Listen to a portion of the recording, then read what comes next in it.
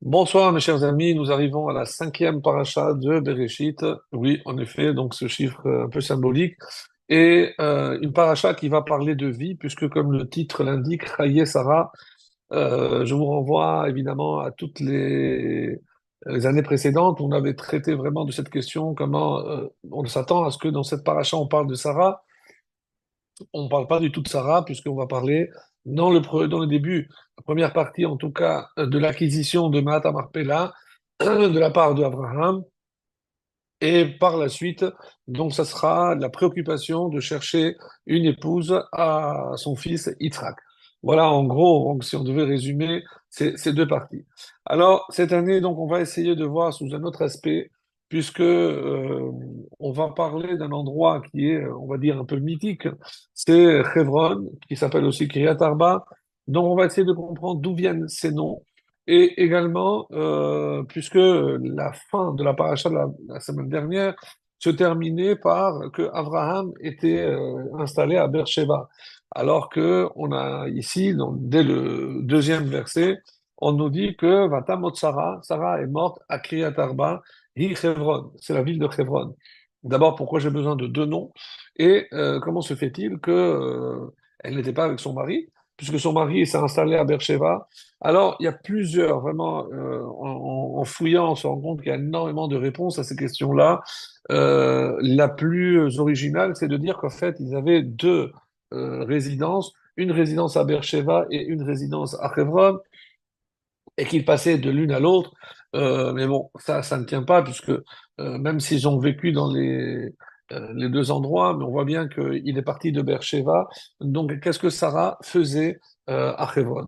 Celui qui va donner une réponse vraiment extrêmement intéressante, c'est encore une fois Abrabanel. Donc, on ne le cite pas souvent, mais dans Yitzhak Abrabanel, toujours très collé au texte, au pshat, c'est-à-dire au sens simple, et il nous dit כאשר ראה אברהם שהוא ושרה היו זקנים, donc vraiment quand je dis le pshat, c'est le pshat du pshat, hein. Quand Abraham a commencé à voir qu'il commençait à vieillir, donc c'est une préoccupation, on va dire, naturelle, Abraham et Sarah zekenim, donc bon, les deux commençaient à vieillir, ba'im bayamim, chashash, comme le verset le dit, chashash shema yamutu me'era, velo yalam achuzat kever be'eretz Canaan. Donc la préoccupation, et donc est-ce que ça vient d'ici? Abraham s'est dit, on est en train de vieillir et on n'a pas où être inhumé. Donc, sa préoccupation première, c'est de trouver un endroit convenable pour pouvoir les accueillir, lui et sa femme. Et il est clair, Velo Hatzal Yikavel Chutz Mimena, qu'il n'était pas question qu'il soit inhumé, enterré en dehors de la terre de Canaan d'Israël.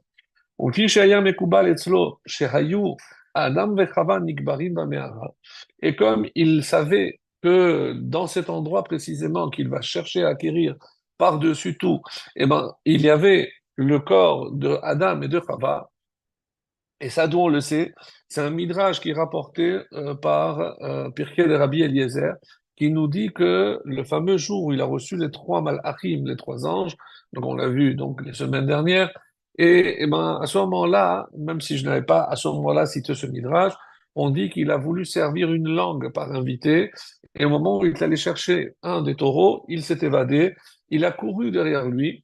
Je rappelle que nous sommes le troisième jour de la Mila, donc il avait encore mal, il saignait, et ça n'a pas empêché de courir derrière ce taureau. Et c'est là où Hachem lui a fait découvrir Me'ata Marpella, pour nous enseigner d'abord et premièrement que si un animal se sauve, c'est pas anodin, c'est que Hachem veut nous montrer quelque chose. Si on avait, nous, ce niveau de comprendre les signes qu'Hachem parfois nous envoie dans notre existence, où on ne les voit pas, pourquoi on pense qu'on s'est perdu de route, on est sorti, on a pris la mauvaise sortie, etc., au lieu d'être contrarié, au lieu de se dire, mais qu'est-ce que je suis bête, pourquoi ne pas imaginer que peut-être il y a un signe? Alors, c'est pas toujours visible, mais même si je ne le vois pas tout de suite, ce signe-là, peut-être qu'il fallait que j'arrive plus tôt ou plus tard quelque part, j'en sais rien. Mais en tout cas, ici, pour Abraham, c'était clair qu'il fallait lui faire découvrir cet endroit-là. Mais pourquoi à ce moment précis? Hachem avait d'autres opportunités de lui faire découvrir cet endroit de Me'at Marpella, donc l'endroit où était la sépulture de Adam et de Chava. Et d'ailleurs, le texte va nous dire qu'est-ce qu'ils ont vu. Il a vu une lumière. Il a vu une lumière, donc il a vu le corps de Adam et de Chava. Comment se fait-il qu'ils étaient découverts? Il y a énormément de questions. En tout cas, je termine avec le texte d'Abravanel qui nous dit et Velo ratza likaber chutz mimena, il n'était pas question d'être inhumé à l'extérieur de la terre d'Israël. Ulfi shaya mekubal etzlo shayu Adam vechava nikbali bameala. Et comment il le savait, donc comme je viens de le dire, le jour où il a reçu les trois anges, Shalach et Sarah liknot et Améara. Vous avez bien entendu. D'après Abravanel, qu'est-ce que Sarah faisait à Kiryat Arba? Elle est allée acheter, acquérir cet endroit exceptionnel. Donc, d'après Abravanel, c'est ce qui explique qu'elle soit morte là-bas, en essayant d'acquérir cet emplacement. כדי שלא יתגאה עפרון בראותו אברהם שואל אותה למכירה. Parce que il ne voulait pas voir la jubilation dans les yeux de Ephron lorsque ce serait Abraham qui viendrait de chercher à acquérir cet endroit-là, parce qu'il savait que Ephron allait profiter. Si Abraham est tellement intéressé par cet endroit, c'est qu'il est spécial, donc il aurait pu refuser, il aurait pu demander un prix exorbitant. C'est la deuxième solution, puisqu'on va voir qu'il a demandé pratiquement, d'après les calculs des Chachamim, plus que 100 fois le prix. 100 fois. Vehi bebo'a le Chevron meta. Et là, lorsque elle est arrivée à Hebron, elle est décédée. Veutzrach lavo mi Be'er-Sheva l'ispod le Sarah v'nifkota. Et c'est pour ça que le début de la paracha, juste après, Vayavo Avraham l'ispod le Sarah v'nifkota. Donc, il est venu pour faire le sped, l'éloge funèbre à Sarah, v'nifkota, et pour la pleurer. Donc, plusieurs questions qu'on va essayer de traiter aujourd'hui. La première, et ça c'est Rachi qui nous le dit, pourquoi on a écrit, on a juxtaposé la Hakeda la semaine dernière à la mort de Sarah, et une des réponses que nous propose aussi ici Rachi, Nismecha mitat Sarah la Hakeda d'Yitzhak, pourquoi ça a été juxtaposé? Les fiches aliédées Besorat Hakeda, parce que à l'annonce de la Hakeda, du ligotage, ושנזדמן בינה לשחיטה וכמעט שלא נשחט, et qu'il a failli ne pas être sacrifié, פרחה נשמתה ממנה ומתה. Son âme l'a quitté et elle est morte. Alors, Rachi choisit les mots, il les pèse.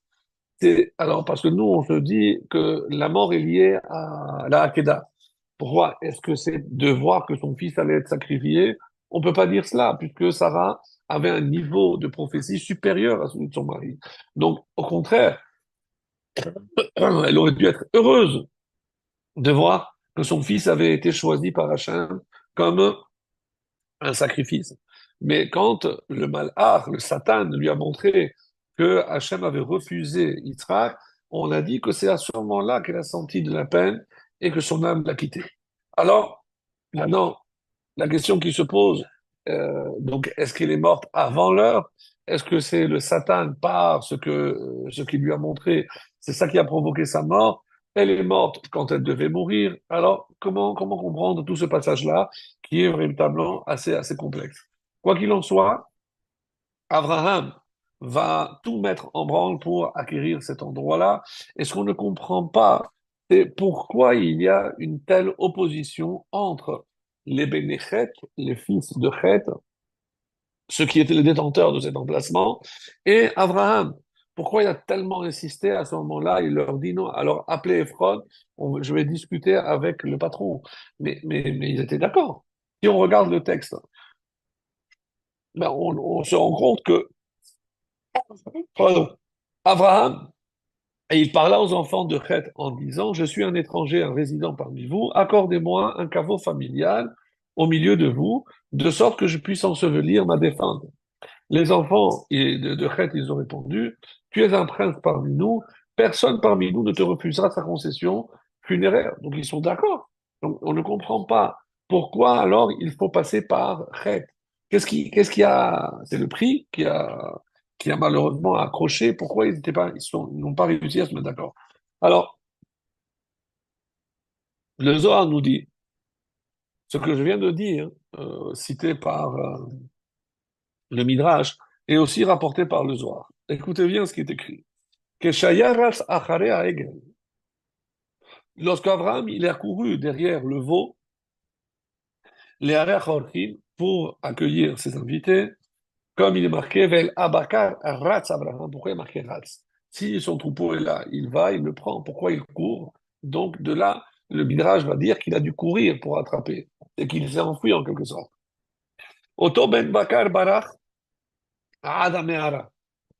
Alors, c'est quasiment mot à mot ce que dit le Pirkei de Rabbi Eliezer, mais c'est fondé sur ce Zohar. Venirnas Avraham Achara, lorsque le veau est rentré, et Abraham est rentré derrière, Vera Mashera, et il a vu ce qu'il a vu. Un peu plus loin, dans le Zohar, on nous dit, qu'est-ce qu'il a vu? Ra'a demut Adam Arishon vechava, shekevurim sham, veniftach lo petach shel Gan Eden sham. Donc, il a vu donc l'image de Adam et de Chava, et il a vu une porte qui s'est ouverte à cet endroit-là. Vera'a or shemeir ba'me'ara. Et il a vu une lumière qui éclairait cet endroit. Vener echad daluk. Et il y avait une bougie qui est allumée. On dit que la coutume d'allumer une bougie lorsque quelqu'un décède, à la tête, certains ou d'autres aux pieds, donc ça vient d'ici, quand ils ont vu qu'il y avait une bougie allumée à la tête de Adam. ואז התאווה אברהם למדורו במקום ההוא. Et il s'est dit, si cet endroit existe comme ça, moi c'est ici que je vais être enterré. וליבו ורצונו היו תמיד במערה. Et depuis qu'il les avait vus, donc il a toujours pensé à cet endroit. ואם תמה, למה לא רצה אותה עד עתה? Pourquoi il n'a pas cherché à l'acquérir avant? כדי שלא ישגיחו בו. Parce que s'il avait montré trop d'intérêt, trop de temps avant, on aurait tout fait pour l'en empêcher. Pourquoi tu cherches à acquérir la personne qui est morte? Alors maintenant, comme il en a besoin, maintenant le moment est arrivé d'aller l'acquérir.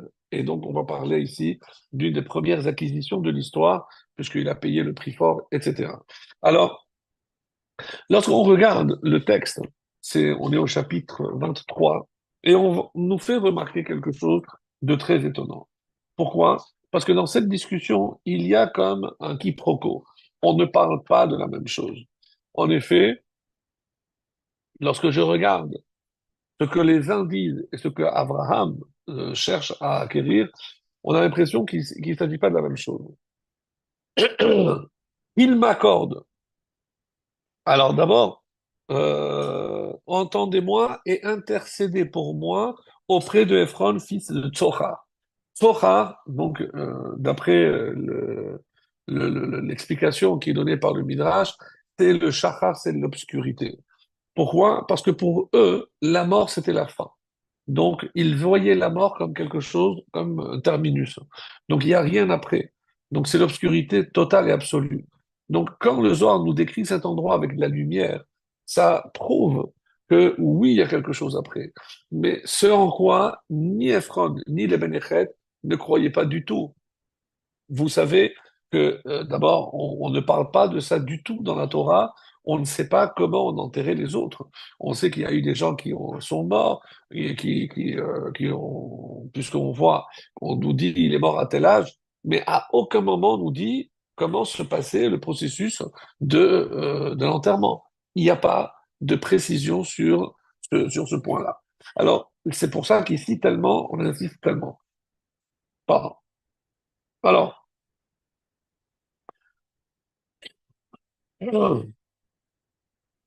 et qu'est-ce qu'il demande lui? Ka'achuzat kever. Donc il demande un caveau, c'est-à-dire pas un emplacement où mettre le corps. Et de là, on nous dit que c'était quoi la coutume avant? On mettait le corps, on attendait le temps que ça devienne presque de la poudre, et après on vidait et on pouvait mettre quelqu'un d'autre. Donc c'était pas un caveau pour l'éternité. On utilisait les mêmes endroits. Et comment on va le voir? Parce qu'ils vont lui dire. Vaïdaber el Ephron be'ozne Benichet, et Vayan Ephron, donc qu'est-ce que c'est entre nous? Et il lui dit, Ve'et metecha, et tes morts tu pourras enterrer. Je dis, mais moi, pour l'instant, j'ai un seul mort. Pourquoi tu me parles de mes morts? Parce que dans leur tête, cet endroit, ben, c'était à usage multiple. Donc on pouvait l'utiliser plusieurs fois. Ce qu'il n'était évidemment pas question, puisque jusqu'à aujourd'hui, pour nous, c'est un endroit extrêmement précis, donc on ne touche pas, et ça reste pour l'éternité, en tout cas, jusqu'à Techiyat Ametim. C'est comme ça que d'après plusieurs versions. Est-ce que comment ça va revenir? Est-ce que c'est des âmes qui vont revenir, etc. Donc bon, je ne rentre pas aujourd'hui dans ce qu'on appelle Triat Ametim, mais la différence essentielle entre le langage des Bénéchets et le langage d'Abraham, c'est que eux, ils disent toujours, ils utilisent Benifrar Kevarenu, notre sépulture. Hasadeh, je t'ai donné. La Mehara, je t'ai donné. Mais lui, il demande toujours Achuzat Kever. Moi, je veux un caveau. Je veux et le caveau, mais tout l'emplacement. Et dans la paracha de Vaïchi, quand Yaakov va demander à être enterré, et il met en avant justement ce point-là, la Achuzat Kever. Donc, je veux l'endroit que mon grand-père a acquis, la Achuzat Kever, comme un caveau. Donc, ça, c'était pour montrer que ça a une valeur éternelle. Et que c'est pas un endroit juste où on va enterrer pour quelques années, non. Et ça, c'était révolutionnaire. Parce qu'avant, apparemment, c'est comme ça que ça se passait. Alors, celui qui va expliquer cette marloquette d'une manière vraiment très claire, c'est le Malbim. Malbim qui a toujours vraiment des éclaircissements et des explications très profondes. Il nous dit comme ça, je vous cite son texte. Belechet chashvu ki metim bal yichyu le'atid. Ils pensaient, ils étaient convaincus que les morts, ben, ils l'étaient pour toujours. Il n'y a pas de vie après la mort. Bal yichyu le'atid. Ve'akevura hirak lefisha. Donc cet emplacement, c'est momentané, c'est éphémère. Mishum bizayon achaim ou mishum asirachol. Et c'est pas par rapport à l'honneur qui est dû au corps, mais non, c'est par rapport au vivant. Parce qu'on va pas laisser un cadavre pourrir. Vous imaginez que si on laisse ce cadavre pourrir, eh ben, ça va attirer des bêtes, ça va attirer des maladies, de mauvaises odeurs. Donc c'est pour préserver les vivants que avant on enterrait. Et alors, continue les Malbim, au Mishum Aserachon, à cause de la pourriture et autres. Ve'achar kach hayu mefanim hakever. Et après, on vidait la sépulture à Alken. Et c'est pour ça que Abraham a tellement insisté en disant Achuzat kever. Moi, si je veux l'acquérir, c'est pour toujours. Donc, il faut me vendre tout le caveau. Pas un endroit où je vais mettre Sarah et après, ça y est. Non. Ve'ilu benechet shelo eminu beze. Les Bénéchets, ils n'avaient pas cette croyance. Haya daïlahem akevura lefisha. Pour eux, c'était uniquement un emplacement unique pour quelques années. Ve'amru bemifhar kevarenu kevor metecha. Et c'est pour ça, pourquoi tu as besoin de l'acheter pour l'éternité? Ah, si tu veux pour l'éternité, eh ben, tu vas payer 100 fois le prix. Et évidemment, Abraham n'a pas hésité à payer ce prix-là. Alors, en parlant de cela, il y a une anecdote que j'aimerais partager avec vous.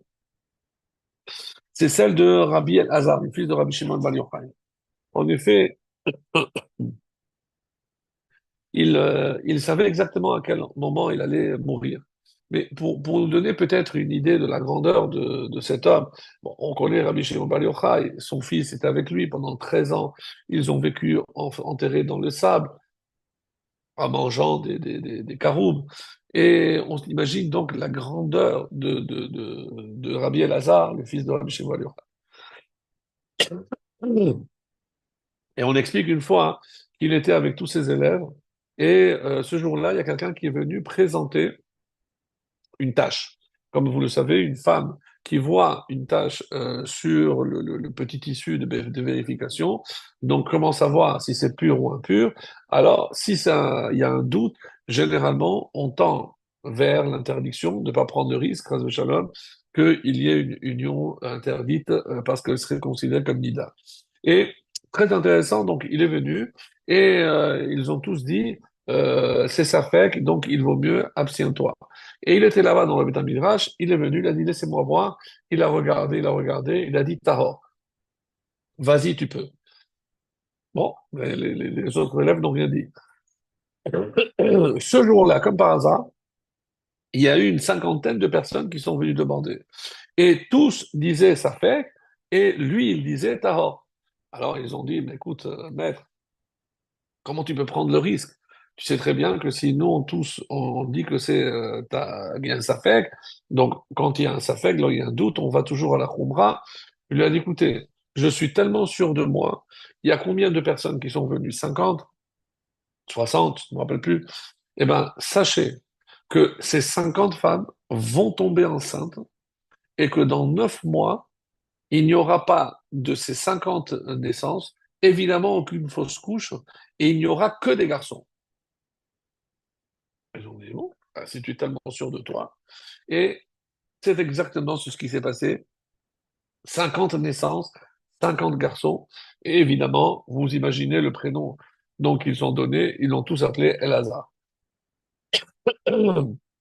Mais cet homme, lorsque il a senti qu'il allait mourir, il a dit à sa femme, écoute, va, je vais me coucher là-haut, mais comment tu vas faire? Tu ne t'inquiètes pas, mais les gens, ils vont venir, et comment tu vas savoir? Tu ne les laisses pas rentrer, tu ouvres la porte, et quand ils posent des questions, moi, je vais répondre. Et pendant des années, ça a été le cas, jusqu'à que, apparemment, bon, c'est un peu flou, c'est Rabbi Shimon Bar Yochai qui a dit, tu ne peux pas rester comme ça, si tu ne veux pas rester, si tu dois aller dans le monde Olam Abba, tu ne veux pas rester encore dans l'Olam Hazé, donc à un moment donné, il faut choisir, tu ne veux pas rester entre les deux, etc. Bon. Et ce qui est intéressant, et peut-être l'histoire la plus connue de Rabbi El-Hazar, c'est précisément lorsqu'il se rendait dans un village et il avait repassé dans sa tête tout ce qu'il avait étudié. On imagine que lorsque lui, il est en chemin, bon, à l'époque, il n'écoutait pas de musique. En tout cas, il repassait tout ce qu'il avait étudié dans sa tête et il était très content parce qu'il avait compris des choses très profondes qu'il avait avec son père. Donc, il était dans une sorte d'euphorie d'avoir atteint de tellement haut niveau. Et à un moment donné, il y a quelqu'un lui, était sur son chameau ou sur son cheval, je ne me rappelle pas. Il y a quelqu'un qui lui dit, qui lui pose une question. Et non seulement il ne répond pas, il le regarde. Il lui a dit, mais de là où tu viens, ils sont tous aussi moches que toi. Et il lui dit, mais si tu as quelque chose à redire, alors va voir mon patron. Il s'est rendu compte de l'erreur qu'il avait faite. On dit qu'il est descendu de son cheval, il s'est mis à terre. Je te demande pardon, je n'aurais pas dû te parler comme ça. Et autres, bon, il a commencé, il a dit, je te pardonne pas. Et il a continué à marcher vers le village. Et ce monsieur aussi se rendait au village. Lorsqu'il a vu l'accueil que tout le village avait réservé à Rabbi Elazar, et ils lui ont dit, si c'est ça, c'est un sage, je prie pour qu'il n'ait pas beaucoup comme lui. Comment tu peux parler comme ça? Mais comment tu peux parler comme ça? Tu vas parler comme ça? Il a raconté et il a dit, écoute, tu es obligé, c'est le fils de Rabbi Shimon Bar Yochai, tu es obligé de lui accorder ton pardon. Alors il a dit, à une condition, c'est qu'il ne parlera jamais plus comme ça. Et voilà, l'histoire se termine là, il a accordé son pardon. Alors, sincèrement, heureusement qu'on a un Rabbi Tzadok de Lublin qui donne une explication que j'avais entendue magnifique sur ce passage, parce qu'on a du mal à comprendre comment un tel personnage peut se comporter de la sorte. Alors, lorsque on dit qu'il a vu qu'il était sale, il a vu qu'il avait moche, qu'il avait l'âme abîmée. Donc, il a compris que cet homme était abîmé par ses fautes. Et évidemment qu'il ne s'est pas arrêté à l'extériorité. Il a simplement vu que il avait, avec toutes ses fautes, il avait abîmé tellement sa neshama qu'elle était sale, elle était souillée. Il a dit, mais comment? Peut-être que c'est parce que tu habites dans un endroit où tout le monde faute et c'est pour ça que tu as été contaminé. Et il lui a dit, non, on va voir mon patron. Qu'est-ce que ça veut dire mon patron? Donc, si un homme fait une erreur, c'est évidemment parce qu'il y a lui rare, parce qu'on a le plaisir de faire des fautes. Donc, qu'est-ce que tu en sais? Comment tu peux me juger pour savoir si oui, j'ai pu faire des efforts ou non, j'ai pas fait des efforts? Tu ne regardes que ce que tes yeux te permettent de voir, mais tu ne peux pas juger, parce qu'il n'y a que Dieu qui peut juger de la sincérité d'un homme. Là, il s'est rendu compte qu'il avait raison, et d'après Rabbi Tzadok de Lublin, qu'est-ce qu'il dit? Il dit qui était cet homme? C'était Eliyahu Hanavi. Eliyahu Hanavi est venu pour donner une leçon à Rabbi El-Hazar, mais non, pas seulement à Rabbi El-Hazar, mais peut-être à nous tous, parce que qu'on a trop tendance à voir les choses que de l'extérieur. Donc pour nous, comme peut-être ces bénéchets, ils pensaient qu'après la mort, il n'y a plus rien. Alors pourquoi on va se décarcasser pour un endroit ou autre? Qu'est-ce que ça en a à faire? Pourquoi cette paracha va mettre tellement de psukim, tellement de détails pour savoir comment il a acquis, le prix qu'il a acquis, etc. Mais c'est pas simplement pour qu'on nous dise si un jour on vient contester notre propriété sur cet endroit-là, eh ben, on a la preuve dans la Torah. On n'a même pas besoin de ça. Si Hachem, c'est Hachem qui nous l'a donné, pour nous, il n'y a aucun doute. Donc, mais c'est au contraire, pour que l'on comprenne que même lorsqu'il s'agit de juger quelqu'un d'autre, je ne peux pas me fier d'abord à ce qu'on raconte, même si il a mal agi, eh ben, savoir peut-être voir à travers cela et se dire que eh ben, si moi j'étais à sa place, peut-être aussi moi j'aurais succombé à l'erreur ou à la faute. Donc, ne pas porter de jugement sur quiconque, mes amis, ça c'est peut-être un des messages les plus importants, et en sachant que quelque part on va tous aller au même endroit, c'est-à-dire notre corps va rejoindre la terre, et donc si on doit s'occuper de choses importantes et de choses éternelles, c'est évidemment nous occuper de notre âme, de notre neshama, cette parcelle éternelle qui est en nous. Alors, et c'est pour ça qu'ici, en parlant du monde futur, il y a un passage dans le traité de Sanhedrin, la page 90b, où on voit que Cléopâtre a posé la question. Donc c'est la reine, une reine d'en Égypte, qui a posé une question à Rabbi Meir. Et elle lui a dit, Yadati she'ametim chaim le'atid. Je sais que chez vous, vous croyez que les morts vont ressusciter. Donc juste, ça va dans ce qu'on disait. Comme il a Aval, hem omdim arubim ou malbushehem. Et donc il a posé une question très terre à terre. Lorsqu'ils vont revivre, ils vont être habillés ou tout nus? Amarla, elle lui a dit, il a répondu, Rabbi Meir, Kalvachomer, c'est a fortiori. Pourquoi? De chita, du blé. Ma chita shenikbera aruma. Regarde, le blé qui a été enterré tout nu, autrement dit, sans rien. Yotza bekama levushim. Lorsque elle va pousser, elle va être entourée de plusieurs couches. Tzadikim shenikbarim belvushehem. Les tzadikim qui, eux, sont enterrés avec leurs vêtements, alachal kama vechama, à plus forte raison. Alors, donc de là, on comprend que ce que a voulu dire ici Rabbi Meir, c'est que nous, on ne comprend pas exactement ce qui se passe. Est-ce que ces habits, on parle ici des mérites qu'on va apporter avec nous? Est-ce qu'on parle vraiment? Il y a plusieurs explications à ce propos-là. Mais en tout cas, voilà ce que je voulais dire sur ce point-là. Et on va revenir maintenant à ce qu'on parlait sur Sarah. Quand on a vu que si Hachem a tenu absolument à lui montrer cet endroit, c'est parce que c'était un emplacement particulier. Et en effet, donc pourquoi Kiryat Arba? Pourquoi on appelle cet endroit 4? Parce que, ça c'est l'une des réponses de Rashi, parce qu'il y a, en tout cas, il y aura 4 couples. En effet, il y a Adam et Chava, Abraham et Sarah, Yitzhak et Rivka, et Yaakov avec Léa. Donc 4 couples, c'est pour ça qu'on appelle cet endroit qui est Arba. Mais il y a d'autres explications aussi très intéressantes, moins connues. Pourquoi 4? On dit parce qu'il y avait là-bas 4 géants dans cette ville. Kériat, c'est la ville de Arba. Arba, c'est le nom du père. Et le père, qui est un géant, avait 3 fils. Et ces 3 fils s'appellent Achiman, Sheshai et Talmai. Donc, ces 3 géants, plus leur père, donc c'est la ville de Arba. D'après cela, donc son nom c'était Arba, donc il y avait 4 géants. D'autres explications aussi très intéressantes, c'est qu'on nous dit que quand il y aura la répartition de la terre d'Israël, à qui va échoir donc cet endroit? Qui va hériter de cet endroit? On dit que c'est de Yehuda, puisque c'est le territoire de Yehuda. Et Yehuda est le 4e fils de Léa. Reuven, Shimon, Lévi, Yehuda.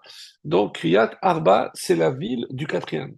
Du quatrième ici, Yehuda. C'est aussi une explication. Mais à part que cette ville s'appelle Kriyat Arba, on dit aussi qu'elle avait quatre noms. Quatre noms. Ici, dans la paracha, on nous donne deux, puisqu'on dit qu'elle est morte à Kriyat Arba, Hi Chevron. Donc, il y a un autre nom, c'est Chevron. Pourquoi j'ai besoin de préciser que c'est le même endroit, si j'avais peut-être compris tout seul. Mais il y a un autre endroit, il y a un autre nom, pardon, Eshkol.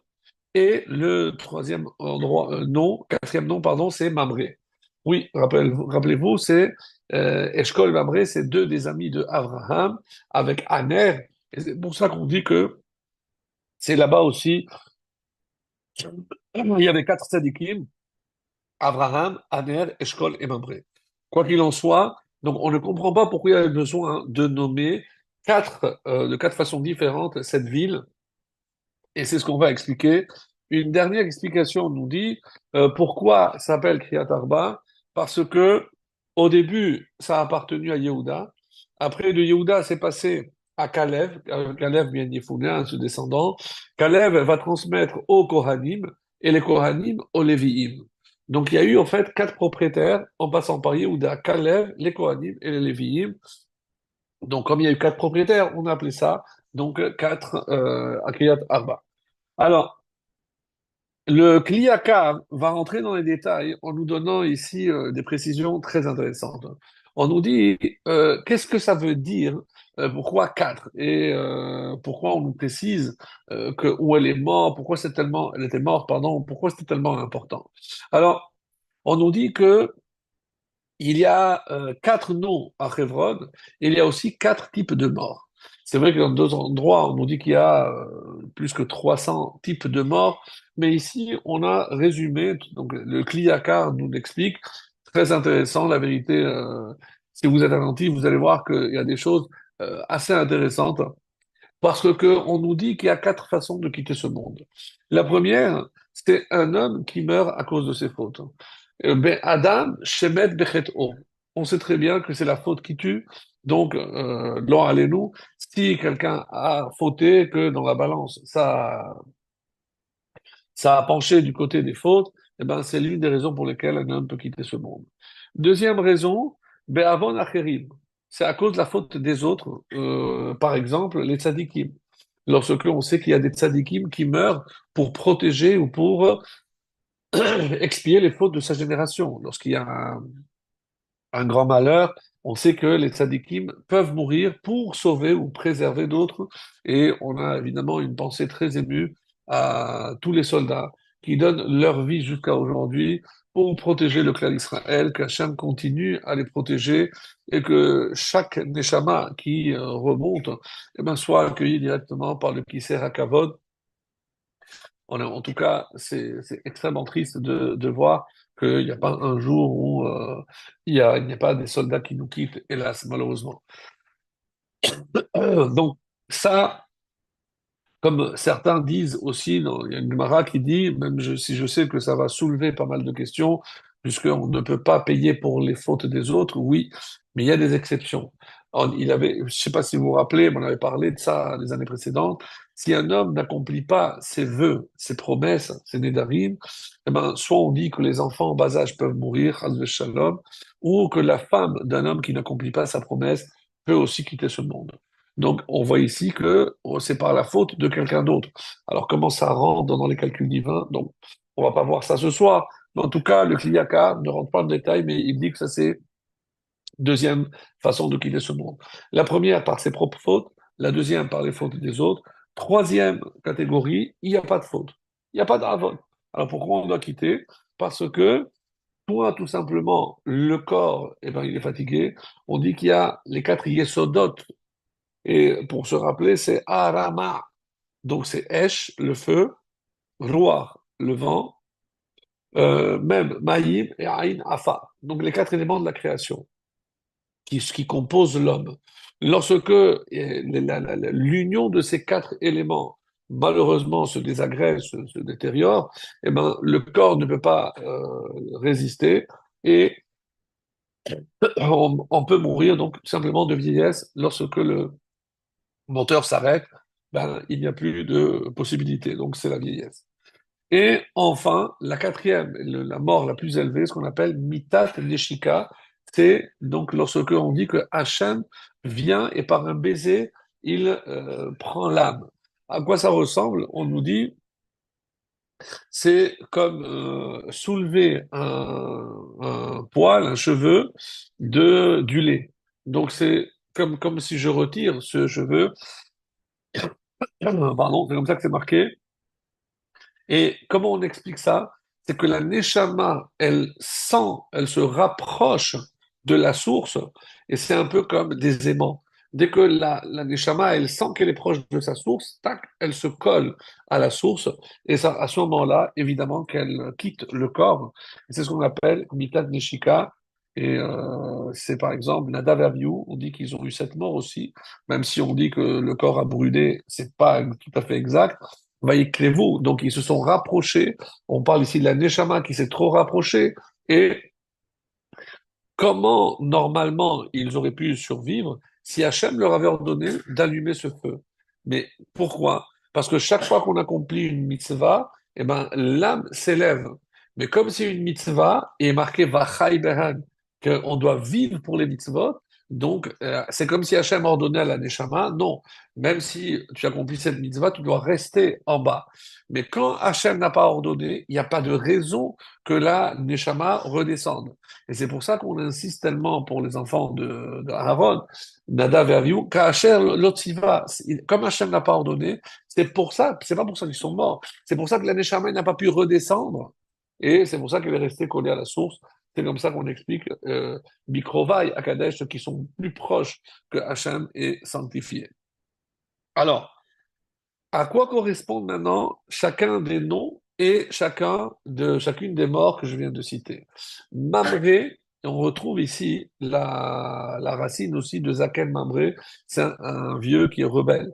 Donc c'est forcément quelqu'un qui a fait une faute. En effet, Mamré correspond à celui qui est mort par sa propre faute. Ensuite, on a dit Eshkol. Eshkol, vous rappelez que Rivka a dit Lama Eshkal, pourquoi je perdrai, je serai une mère sans enfant? Et c'est ça, c'est l'expression qui, en hébreu, ici, on parle de Horim Shekulim, des enfants, des parents qui ont perdu les enfants. Donc, ça vient de ce terme-là, Eshkol. Donc, c'est celui qui a perdu ses enfants. Et c'est pour ça que c'est la deuxième catégorie.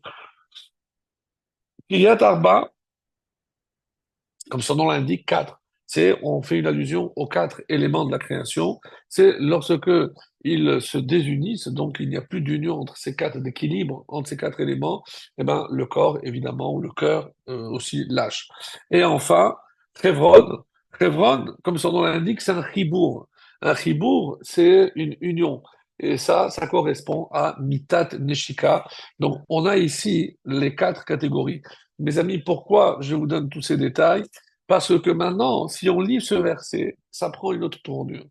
Vatamot Sarah, est-ce que Sarah est morte à cause de la Hakeda? Est-ce qu'elle est morte parce que elle a fauté, elle a fait quelque chose qu'elle n'aurait pas dû, comme certains ont prétendu, elle n'aurait jamais dû donner Hagar, à cause d'elle, il y a eu Ishmaël. Donc, quelle a été la vraie cause? Ben, le texte nous le dit ici. Bekriyat Arba hi Chevron. Mes amis, c'est clair. Kriyat Arba, c'est d'abord parce qu'elle était vieille, à cause des quatre éléments qui se sont désolidarisés, donc les quatre éléments de la création, d'une part, et qu'est-ce qu'on a dit? Chevron. Qu'est-ce que c'est Chevron? C'est le chibour, c'est-à-dire lorsque Hachem est venu s'unir, elle est morte par Mitat Neshika. Alors, on ne peut plus lire ce Rashi en disant c'est parce qu'elle a entendu ce qui s'est passé à la Hakeda qu'elle est morte, elle a eu une crise cardiaque, pas de shalom. Donc ici, c'est clair. C'est pour ça que je tenais absolument, même si c'était un petit peu long et détaillé, pour vous amener à la compréhension de ce qui est écrit ici.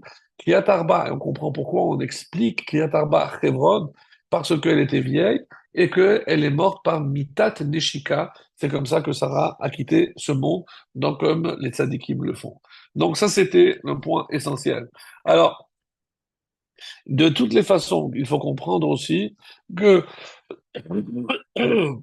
pardon, pour pouvoir être enseveli à cet endroit-là, qui s'appelle Hebron, c'est parce qu'il y a un chibour, il y a une connexion, une union avec Akadosh Baruch Hu, et le Zohar va dire avec le Kisei HaKavod, exceptionnel. Donc, évidemment, c'est pas un endroit qui est donné à tout le monde. Puis c'est la raison pour laquelle donc seuls les Avot Akdoshim sont enterrés là-bas et en espérant que bientôt on va assister aussi à Triat Hametim pour pouvoir voir ce miracle. Alors maintenant, je comprends que lorsque Rashi a dit pourquoi on a juxtaposé ces deux parachiotes, c'est pas pour dire que c'est à cause de la Hakeda qu'elle est morte. Non, regardez bien les textes. Chez l'Isdamen Benal et Shrita, c'est que finalement son fils a été préposé pour la Shrita, Vekimat Shelo Nishrat, et il a failli ne pas être sacrifié. Donc, qu'est-ce qui aurait pu provoquer la tristesse chez Sarah? C'est pas de le voir mourir, c'est qu'Hachem refuse. Et c'est pour ça que Rachid pèse ce mot, Kimrat velo nishrat. Et il a failli presque ne pas être. Donc, on sait très bien que d'après le Zohar, oui, il a posé le couteau, et on dit que son âme a quitté, et c'est une âme qui est redescendue, une âme masculine, et c'est comme ça qu'à ce moment-là précis, comme le texte le disait, Rivka est née, et toute la suite de cette paracha, c'est justement comment on va faire en sorte que Rivka prenne la suite de Sarah, et c'est pour ça qu'il n'y a évidemment pas de contradiction en disant que cette paracha va parler de Sarah, mais de l'héritage de Sarah, puisque Sarah est la première des matriarches, mais évidemment, il y a une part de Sarah dans chaque femme juive, et qui plus est dans Rivka, qui va reprendre le flambeau de sa belle-mère, de Sarah. Alors, maintenant, elle savait qu'Abraham Avinu, c'est comme ça que c'est rapporté dans le Zohar, on dit qu'elle savait qu'Abraham Avinu, qui était chesed, n'allait pas utiliser le couteau. Ah, alors comment il allait, c'est curieux, parce que à aucun moment on parle de Ma'achelet. Rachid donne des explications. Bon, on traduit généralement par couteau, mais dans la tête de Sarah, Abraham était trop chesed pour utiliser. Alors, comment il s'apprêtait à sacrifier son fils? On dit comme ça que c'était par le Shem. C'est en prononçant, pardon, le nom d'Hachem. Et il fallait juste prononcer ce nom et Yitzhak serait mort. C'est comme ça qu'il rapporte.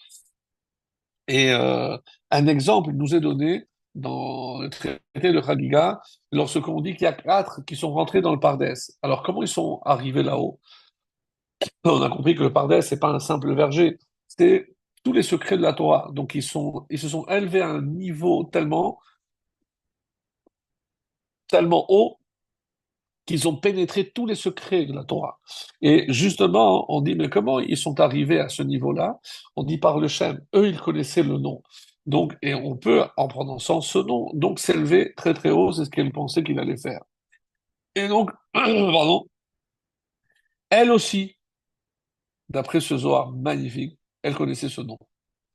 Elle aussi, elle a prononcé ce nom, parce qu'elle voulait rejoindre son fils là-haut. Voilà ce qu'il dit ici. Donc, quand on dit qu'elle savait le nom, donc elle avait la possibilité de s'élever, mais quand son âme s'est élevée, on dit que à ce moment-là, c'est un peu comme Mitat Neshika, elle y est restée. Et donc, parce qu'Abraham, à aucun moment, il a essayé. Mais ce qui est extrêmement intéressant de signaler, les amis, c'est que on n'a plus l'impression de voir Abraham par la suite. C'est vrai que bon, il va reprendre Agar ou pas reprendre Agar, ou c'est une troisième femme, c'est Ketura, peu importe. Mais on a l'impression que à partir de la mort de Sarah, eh ben, Abraham s'est éteint. On avait parlé de ça les années précédentes, mais c'est par rapport à quelque chose que le Kiyakar dit. Kolzman chez Sarah Aya Ito, c'est que tout le temps que Sarah était auprès d'Abraham, il avait une chayout, il avait une vivacité, il était vivant. Dès que Sarah l'a quitté, eh ben, Abraham n'était plus Abraham. Et pourquoi? On dit parce que il y a ce qu'on appelle le chut hameshulash, le triple lien. On avait parlé, c'est que qu'est-ce qu'il faut pour qu'un homme ait une bonne vie? Eh ben, deux choses. Une femme bonne, Isha Tova, et des enfants qui sont dans la Torah, de savoir que le père, lorsqu'il voit que sa femme s'occupe de lui, s'occupe de ses enfants, lorsqu'il voit que tous les efforts que lui il a fait, eh ben, il voit dans les résultats des enfants qui, eux, continuent dans la Torah, ce triple lien ne peut être jamais défait. Ici, qu'est-ce qui s'est passé? Eh ben, il a été mis en danger par le fait que Sarah n'est plus là. Donc, si Sarah n'est plus là, lui ne peut pas être heureux, il ne peut pas avoir une bonne vie. Alors oui, il va continuer, mais il va pas continuer à vivre, il va continuer à survivre. Donc, la mort de Sarah, c'est bien connu, comme la Gemara nous dit, que lorsqu'une femme meurt, elle meurt pour son mari. Donc, comme si, en partant, elle prenait aussi une part de son mari. Alors, c'est vrai, c'est triste. Est-ce que ça n'empêche pas, d'après la halakha, que le mari doit chercher à se remarier, etc. Tout ça, évidemment, oui. Mais ce qui est intéressant ici, c'est que, encore une fois, après cela, on voit que, il manque de la vivacité chez Abraham. Il perd sa vitalité. Alors, sachez que dans le Midrash Tanchuma, on avait parlé de ça aussi, que c'est Abraham le premier qui a demandé les signes de vieillesse. Alors, il ne savait pas s'il avait été écouté. On dit qu'il s'est endormi le lendemain matin. Il a touché le visage. Il était entièrement blanc. Il avait blanchi. Il a senti les cicatrices, les rides, etc. Donc, l'Hachem l'avait exaucé. Et c'est pour ça qu'on dit que le terme zaken, d'où ça vient? Alors, on a souvent entendu Zekana Chorma. Mais si je dis Zekana Chorma, alors j'aurais dû appeler le vieillard Zakah, puisque Zekana, les initiales de Zekana Chorma, c'est Zakah. Alors pourquoi Chorma, donc on s'est remplacé par le Nun? Nun, c'est 50. Parce que qu'est-ce que c'est la sagesse? C'est les 50 portes de la sagesse. Donc celui qui a atteint les 50 portes de la sagesse, il peut s'appeler Zaken. Ze, Kana, Chorma. Chorma, Nun. 50e, le 50e niveau. Donc ça, je peux comprendre. Alors, on sait aussi, comme on l'avait expliqué avant Rosh Hashanah, c'est d'où vient le mot Neder. Neder, c'est Nun Dar. Le 50, il habite. Qu'est-ce que ça veut dire? Donc ça, c'est le Shem Mishmuel qui explique. C'est que Yoshev Beshar HaChamishim. C'est celui qui a accompli son Neder, donc il atteint le 50e niveau. Et qu'est-ce qui vient aussi le 50e niveau? On explique que c'est la Teshuvah. La teshuva, c'est pour ça que sans l'accomplissement d'un neder, on ne peut pas accéder à la teshuva. La teshuva se trouve aussi au 50e niveau. Donc, très intéressant d'ailleurs, pour ceux qui ont suivi le cours de la semaine dernière, parce que dans la Hakeda, il a dit à ces jeunes qui étaient avec lui, Eliezer et Ishmaël, Aveani et Ve'anar nelcha ad ko. Nous, on va aller jusqu'à Ko. Normalement, on dit jusqu'à Po, ou jusqu'à Sham. Qu'est-ce que c'est Ko? Ko, c'est Ko tevarechu et ben Israël. Ko yezaracha, ainsi sera. Mais Ko, c'est aussi, on dit, c'est le niveau le plus élevé sur Terre avant le ciel. C'est-à-dire, si il y a 50 niveaux entre la Terre et le ciel, Ko, 25, Kafehe, se trouve au milieu.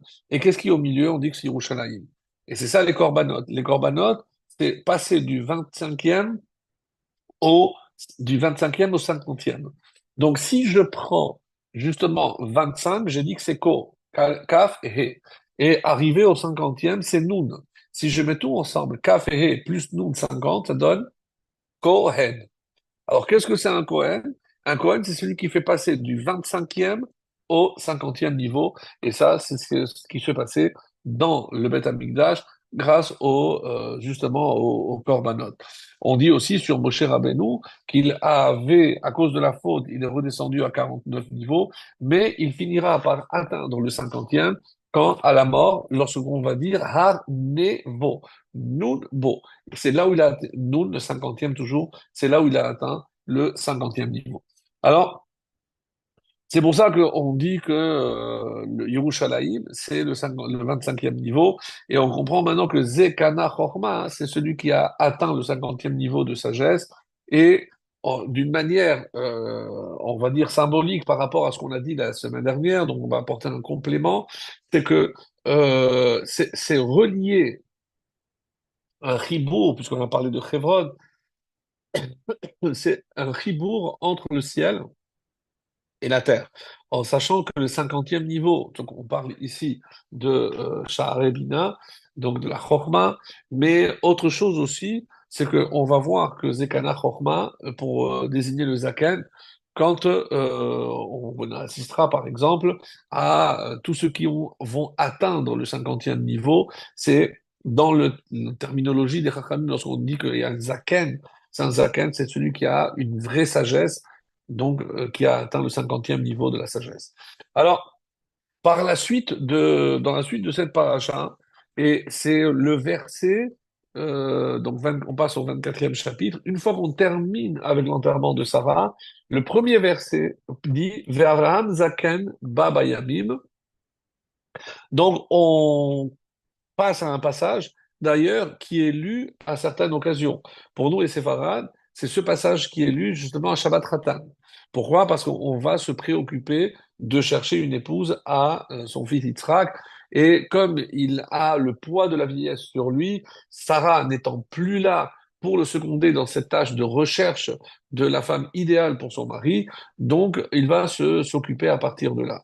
Mais c'est introduit par un verset qui est lu par certains, si vous regardez dans certains livres, c'est après le Hallel. Les Ashkenazim, ils le disent aussi. Donc, Ve'avraham zaken baba yamim, V'Hashem berach et Avraham bakol. Hachem a béni Avraham littéralement dans tout. C'est comme ça qu'il est dit. Et Abraham était âgé à ce moment-là de 140 ans, et bien qu'il fût vieux et que l'âge avancé tend à produire un certain relâchement, il a continué à intérioriser profondément son vécu. C'est ça, Ba Bayamim. Il est venu avec ses jours, et Abraham, l'Éternel a béni Abraham. Alors, qu'est-ce que c'est Kol? Alors, il y a plusieurs explications. On dit il a béni Abraham par tout. Alors, qu'est-ce que ça veut dire tout? Rachid nous dit Bakol, c'est la gematria de Ben, par un fils. Donc, est-ce que c'est un deuxième? Ou est-ce que c'est Yitzhak? Donc, puisqu'on va s'occuper de Yitzhak, d'après cette lecture, donc on veut nous dire ici que la plus grande bénédiction que Abraham a reçue, c'était précisément son fils.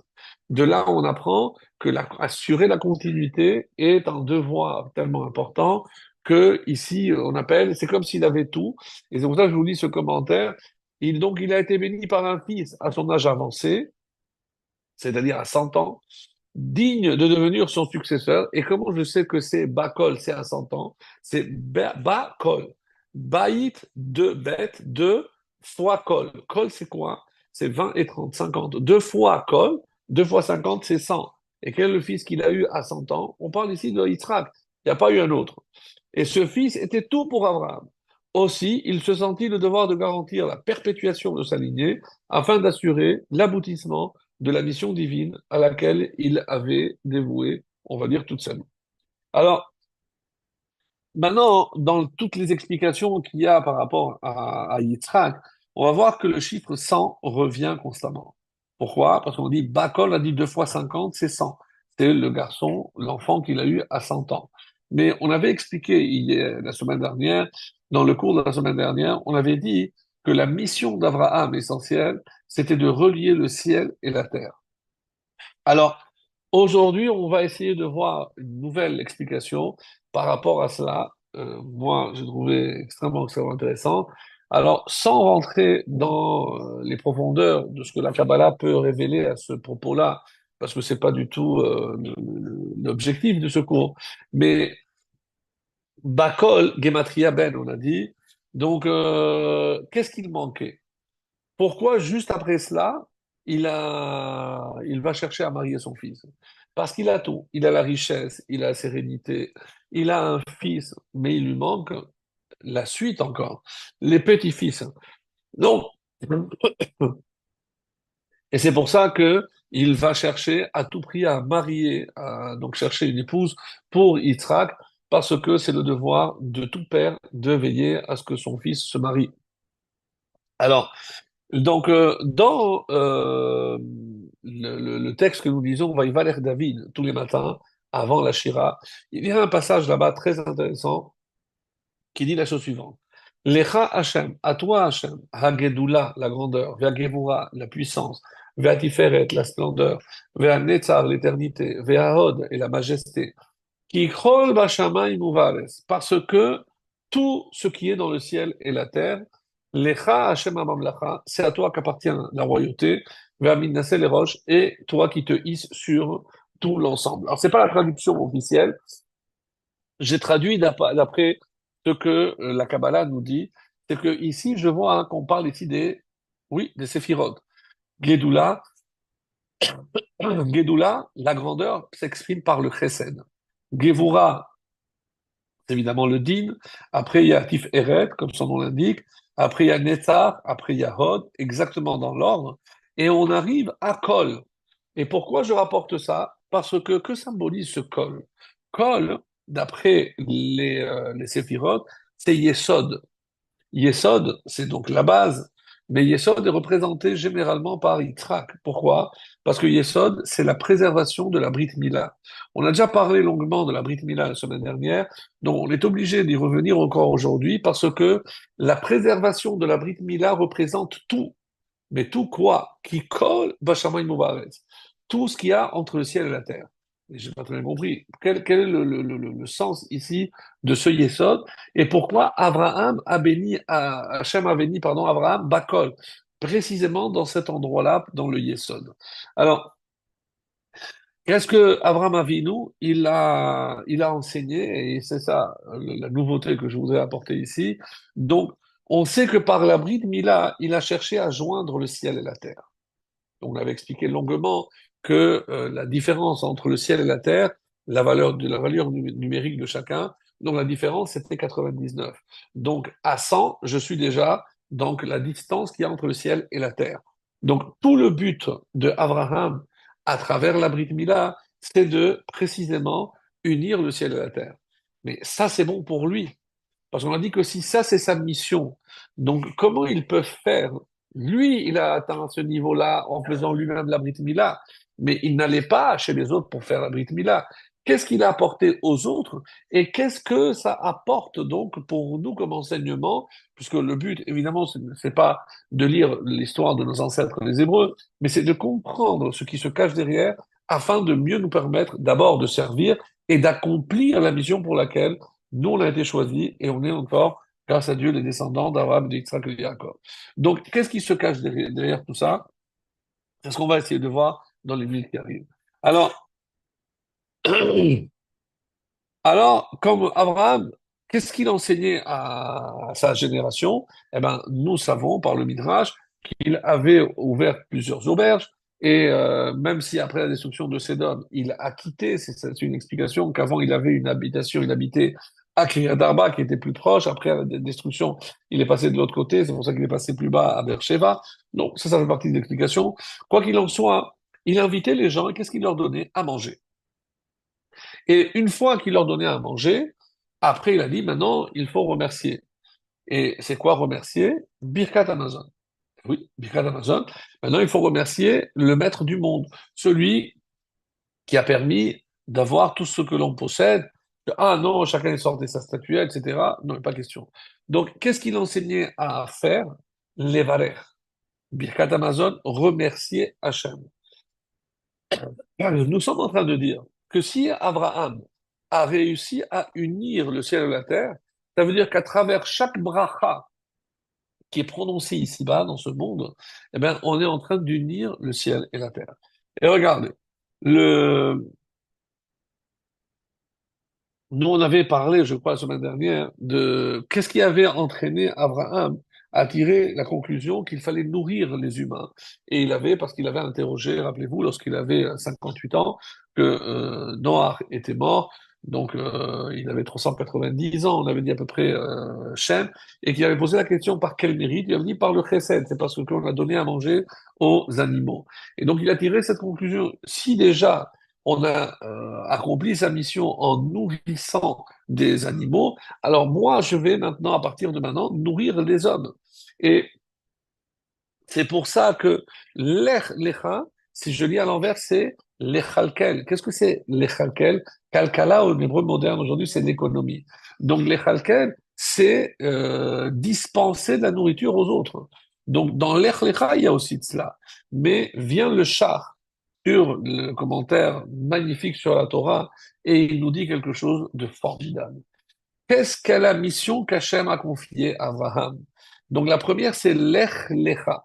Alors, si je mets ensemble l'Ech Lecha, en hébreu, c'est l'Ichlouch. Vous savez ce que c'est l'Ichlouch? C'est la saleté. Je dis à quelqu'un, il est melouchla, il est sale. Mais j'ai pas compris. Mais quel rapport avec la mission d'Abraham?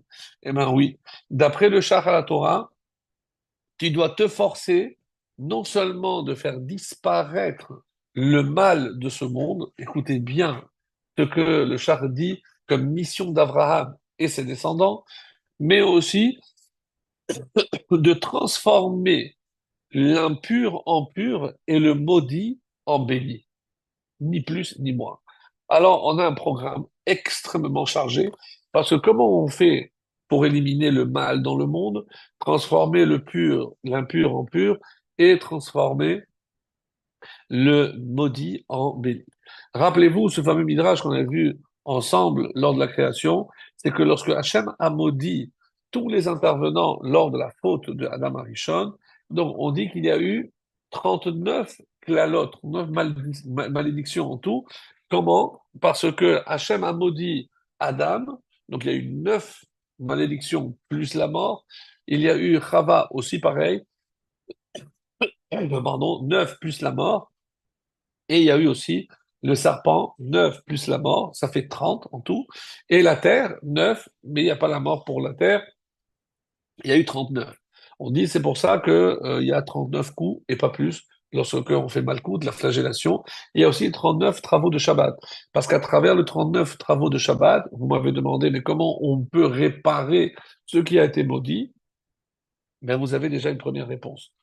Le Shabbat, lorsque le peuple juif respecte le Shabbat, il apporte la réparation aux malédictions. C'est-à-dire que toutes les malédictions que tout le monde a reçues lors de la faute de Adam, et donc par le respect du Shabbat, je transforme ce qui est maudit en béni. Quoi? Parce que je fais attention comment je vais prier ou comment je vais... Oui, chérie, oui, oui, les enfants, c'est exactement ce qui est écrit ici. C'est que lorsque vous respectez les 39 travaux interdits du Shabbat, c'est comme ça que vous réparez et vous transformez le maudit en béni. Mais ce n'est pas tout. Donc, qu'est-ce qu'on est venu faire? On est venu nettoyer le monde. Ah ouais. Les grands nettoyeurs. Voilà ce que la mission que d'après le char sur la Torah, on est venu, nous, comme descendants d'Abraham, et on essaie toujours d'accomplir cette tâche de nettoyer le monde de toutes ces impuretés, de toutes les saletés. Et c'est pour ça que Totsiem, mais aura, mais Chosher le aura. Et faire sortir le monde de ses ténèbres, c'est apporter la lumière. La lumière qui, ner mitzvah ve Torah or. La seule lumière, la vraie lumière dans ce monde, évidemment, c'est la Torah. Et donc, on n'aura pas compris qu'on ne peut pas se détacher de la Torah parce que tout le monde, toute l'humanité attend que nous, on éclaire le monde. Et la seule façon de le faire, mes amis, c'est à travers la Torah. Tant qu'on n'a pas compris que la seule manière d'éliminer le mal, d'éliminer l'impureté, les saletés dans ce monde, c'est avec la Torah. Alors comment? Alors, on a déjà donné une première explication à travers le Shabbat, mais on va aller au-delà. Parce que chaque fois que, justement, Abraham va aussi faire bénir les gens. Et pourquoi les bénédictions? Quel rapport entre les brachot et le chiffre 100? Cela va de soi, bien sûr, d'après ce fameux verset, comme vous le savez, Ma Hashem Elokecha Shoel Meima, ne dis pas qu'est-ce que Hashem il te demande, mais Mea, c'est Hashem il te demande Mea, comme c'est marqué ici dans la paracha de Ekev, chapitre 10, verset 12. Et maintenant, Israël, qu'est-ce que Hachem, ton Dieu, te demande? On dit, ne dis pas ma, mais mea. Ne dis pas ma, qu'est-ce que, mais mea, 100. Et on dit que, justement, ce qui est intéressant, c'est que si je compte le nombre de lettres, il y a 99. Et si je rajoute mea, donc je rajoute un aleph, j'arrive au nombre de 100 lettres dans ce verset, correspondant aux 100 bénédictions que tout juif doit prononcer par jour. Alors, pardon. Sheyesh bepasugrati shimvetesha otiyot, bikol makom, lorsque je transforme le ma en mea, à ce moment-là, il y a 100, oui, 100 lettres correspondant aux 100 brachot. Ça veut dire, mes amis, qu'il y a ici un enseignement extraordinaire. C'est quand je vois ce à quoi il a consacré sa vie Abraham, c'est non seulement nourrir, mais nourrir spirituellement essentiellement. Et donc, à travers quoi? À travers les brachot. Donc, et c'est le Zohar dans l'Ech Lecha qui nous dit comment je dois lire la paracha de l'Ech Lecha. Alors, j'ai le texte, mais je vais vous dire, parce que j'ai peur de ne pas avoir de voix jusqu'à la fin. Donc, qu'est-ce que le Zohar dit, en gros? C'est que l'Ech Lecha, quand Hachem parle à l'Ech Lecha, qui doit quitter? Hachem parle à la Neshama qui se trouve là-haut. Mi bet avicha, je sais que tu es proche de ton père, parce que la Neshama est donc ici à Kavod, lui dit non, tu dois quitter. Quitte. Et qu'est-ce que je vais te donner? Mais comment je vais me débrouiller en bas, loin de toi, Hachem? Comment je vais faire? Alors qu'est-ce que Hachem lui a dit? Lech lecha, je te donne 100. Donc sache que je te donne 100 clés pour pouvoir ouvrir les portes de la bracha. Parce que si tu as la bracha, eh ben, c'est comme ça que tu vas déverser la bracha dans le monde. C'est pas simplement que toi, tu vas avoir les bénédictions. Veheye, comme Dieu a dit à Abraham, et tu seras Beracha. Bien, les Chachamim nous disent non, ne dis pas Beracha, dis Berecha, une piscine. Non. Qu'est-ce que c'est une Brecha? C'est une source. Mm. Parce que toi, tu vas être la source à travers laquelle le monde recevra toutes les bénédictions. Et comment je suis, moi, une source? Lorsque je suis Bracha, lorsque je prononce mes brachot, mes amis, c'est comme ça que j'apporte la bénédiction dans le monde. Comment je peux imaginer la force d'une bracha lorsque je dois dire 100 par jour? Si on prenait le temps de bien les prononcer, de bien penser à ce qu'on est en train de faire, et tout ce qui ressort d'ici, c'est que c'est comme ça que l'homme accomplit sa mission sur Terre. C'est comment je vais faire en sorte que le ciel et la terre puissent se joindre, puissent s'unir, eh ben, on nous dit à travers les brachot. Et comme il y a un autre terme aussi qui désigne l'union. Quand je parle par exemple de Ve Adam, Yada et Trava, la Yedia, la connaissance, eh ben, est-ce que vous serez étonné si je vous disais que le mot Yedia vaut aussi 99? Parce que c'est ce qui fait l'union et ce qui sépare. Lorsqu'il y a deux points séparés par 99, donc pour atteindre le centième, c'est la Yedia, c'est l'union, le chibour entre le ciel et la terre. Lorsque on dit Veillou les Bassar Echad, et évidemment que cette paracha va parler du mariage, parce que le mariage, c'est aussi une façon d'unir le ciel et la terre, la dimension céleste de l'homme, la dimension terrestre de la femme. Donc c'est cette union-là, ce chibour qui s'appelle Yedia, qui symbolise l'union du ciel et de la terre. Et encore, donc on est étonné de voir, il y a encore des choses très belles, par exemple, sur Yitzhak et Rivka, précisément dans cette paracha, qu'est-ce que on voit? La valeur numérique de Yitzhak. Mais est-ce que vous avez remarqué que Yitzhak aussi a dans son nom quelque chose qui le relie obligatoirement avec le sang? Je vous dis que sang, c'est le lien parfait entre le ciel et la terre. Regardez, je prends les deux premières lettres. Yitzhak, Yud et Tzadik, c'est 10 et 90, c'est déjà 100. Je prends la dernière lettre, Kouf, c'est aussi 100. Et au milieu, c'est Chet. Chet, c'est 8. Et qu'est-ce qui est 8? C'est la Brit Mila. Et qu'est-ce qu'on a dit la dernière fois? Que la Brit Mila, c'est ce qui unit le ciel et la terre. C'est-à-dire que Yitzhak, dans tous les aspects de son nom, symbolise les 100 ans de son père lorsqu'il l'a eu, le chiffre 100 parce que c'est lui qui va encore perpétuer les 100 brachot qui vont maintenir le lien entre le ciel et la terre. Incroyable. Donc la valeur numérique de Yitzhak, c'est 208. Et Rivka, c'est 307. Le total, Yitzhak et Rivka, c'est 515. Mes amis, qu'est-ce qui fait l'union entre le ciel et la terre? C'est la tefila. Le chiffre tefila, combien de bénédictions il a prononcé Moshe, va être Hanan. C'est 515. Mais va être Hanan, c'est aussi 515, c'est le mot Tefila sans Yud, c'est 515. Mais, et qu'est-ce qu'il constitue lorsque on se marie? C'est pour faire quoi? Bassar, Echad. Mes amis, qu'est-ce que c'est Bassar? Bassar 502, Echad 13. La somme Bassar Echad, c'est 515. Quel est le premier couple qui a atteint cette union parfaite? Et donc ici, qu'est-ce qu'on disait? C'est précisément Yitzhak et Rivka. Lorsque je vois que la somme de leurs noms, c'est 515, que eux, ils ont atteint la finalité, comme dit la Torah, pourquoi on se marie? Ve'ayu le basar echad, c'est aussi 515. Donc, c'est vraiment quelque chose d'incroyable. Et juste avant, pour conclure, il y a un Zohar aussi que je n'ai pas cité, mais on dit, comment j'ai la certitude que Sarah, pourquoi elle est morte à Kiryat Arba, en lisant, je traduis autrement, en lisant les quatre.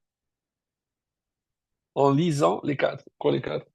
Parce que Shema Israël, Hachem Elokeinu, Hachem Echad. Shema Israël, écoute Yaakov. Hachem, elle a terminé sa vie en lisant les quatre derniers mots, Hachem Elokeinu, Hachem Echad. Elle a eu le temps de faire le schéma. Donc c'est pour vous montrer que dans tout ce que l'on peut voir dans cette paracha, il y a des secrets extraordinaires. Et j'arrive à la conclusion. Donc le Gaon de Vilna, c'est lui qui va nous donner la conclusion. On dit que comment je peux faire pour unir le ciel et la terre? Et c'est lui qui dit Derer à travers les 100 brachot. Et c'est pour ça que Vachem, Berach et Abraham, Bakol, Berach, il a donné la bénédiction à Abraham en lui disant comment tu peux atteindre la bénédiction? C'est à travers les 100 bénédictions par jour que tu dois faire. Et c'est pour ça que finalement, qu'est-ce que je dis? Que si je dis que Bakol, c'est un fils, Ben, Yitzhak, donc, je comprends que Yitzhak, il symbolise ce chiffre 100 au début, à la fin, et Chet, Yud de la Mila 8, mais c'est Chet du Chibour, c'est l'union du ciel et de la terre. Et à ce propos, il est écrit Kol ha-nechalim holchim el hayam. Tous les fleuves mènent à la mer. Et pourtant, la mer ne déborde pas, elle ne se remplit pas. Qu'est-ce que ça veut dire Kol ha-nechalim? Kol, c'est, encore une fois, c'est 30 et 20, c'est 50. Kol. Et par quoi ça se termine? Yam. Yam, c'est la mer. Même 40 et Yud 10. C'est aussi 50. Le verset commence par 50 et se termine par 50. Mais ce qui est extraordinaire, c'est que si je prends Kol et Yam et je les mets ensemble, ça donne le mot Kelim. Et qu'est-ce que c'est Kelim? Les réceptacles. Et, et quel est le réceptacle pour la bracha? C'est le shalom. Le shalom, c'est donc l'union, l'équilibre entre le ciel et la terre, entre le matériel et le spirituel. Donc, tout se rejoint autour de quoi? Des 100 brachot que le juif doit dire par jour. Et celui qui l'a compris, eh bien, évidemment, c'est l'homme le plus sage de tous, qui n'était autre que Shlomo Ameler dans l'ouvrage magistral qu'il a écrit, Kohelet. Et comment se termine Kohelet, mes amis? Bon, ben, vous l'avez, la phrase elle est connue, mais je vais vous la lire avec ce qu'on a vu aujourd'hui, grâce à Dieu. Kohelet, il a dit à la fin, Tov davar akol nishma, et a Elohim yetila ved mitzvotav tishemor. À la fin, tout est entendu. Quoi? Tu craindras Dieu et tu respecteras ses commandements. Kisé kol ha'adam. Parce que c'est ça, tout l'homme. C'est comme ça que ça se termine. Alors regardez les deux derniers mots de cette phrase. Kisé, que c'est ça. Kol. Kol, c'est 50. On a déjà vu à plusieurs fois. Ha-adam. Adam, c'est 45. Plus le he ha-adam, c'est 50. Qu'est-ce que ça veut dire? Kisé kol ha-adam. Parce que c'est quoi le but de l'homme? C'est le sang. Les 100 brachot quotidiennes qu'il va faire. Et à travers ces 100 brachot, il va maintenir le lien entre le ciel et la terre en sachant que, mes amis, comme nous l'avons vu au début de notre intervention, contrairement aux bénéchètes et aux sceptiques de ce monde, nous savons qu'il y a une union entre le ciel et la terre. Arrêtez d'imaginer que la Torah est spirituelle, parce que comme la terre, et ça fait partie aussi de la base, on sait très bien qu'il y a toujours une base de matériel et que l'exemple par lequel je terminerai, c'est de la chassidoute. Je dis, mais je peux transmettre en tant que maître tout mon savoir à un élève, mais je ne peux pas engendrer un élève. Pourquoi? Parce que c'est intellectuel, parce que c'est sikhni, c'est par le roi, c'est par l'esprit. Et par contre, lorsque un homme va, oui, engendrer un enfant, et à partir de quoi? De quelque chose d'aussi matériel qu'une goutte, eh ben ça peut donner, oui, un génie, ça peut donner un Talmid Chacham, ça peut donner une créature nouvelle. C'est-à-dire que tout passe par la matière. Et c'est pour ça que le but du juif, c'est élever la matière, mais plus qu'élever la matière, c'est unir la matière et l'esprit, c'est unir le ciel et la terre. Et j'espère qu'on sera digne de la confiance que Dieu nous a donnée, surtout la fierté de notre patriarche Abraham. Merci à vous.